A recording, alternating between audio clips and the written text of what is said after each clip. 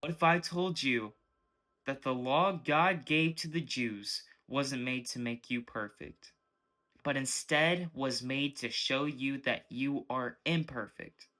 There are four laws that are mentioned in Romans chapter 7. The first law being the law that was given to the Jews.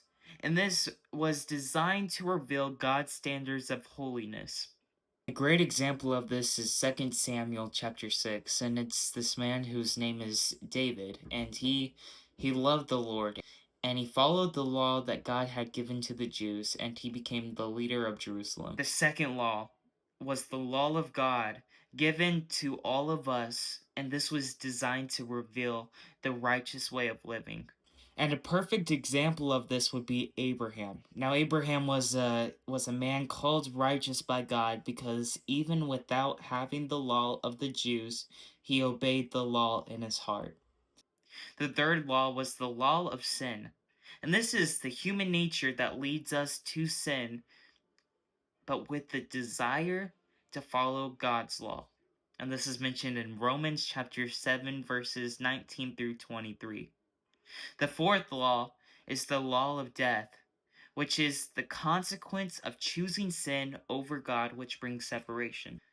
So Paul is painting us a picture in Romans chapter 7, and this is talking about how because of the law, he now knows that coveting, which means evil thoughts, is a sin.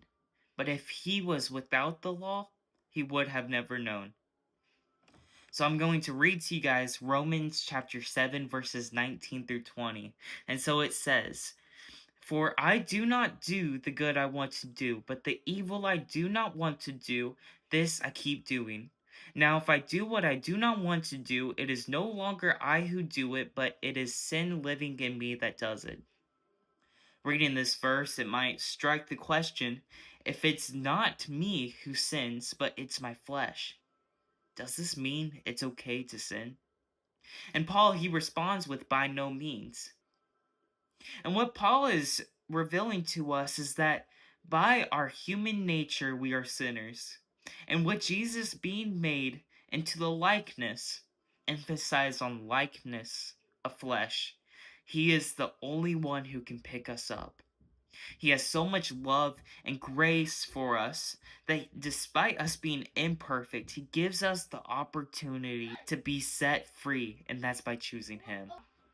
So something to take out of this would be to not look at the law that was given to the Jews as a rule book, because we're not going to follow it perfect, but instead give your heart to the perfect one so he can set you free.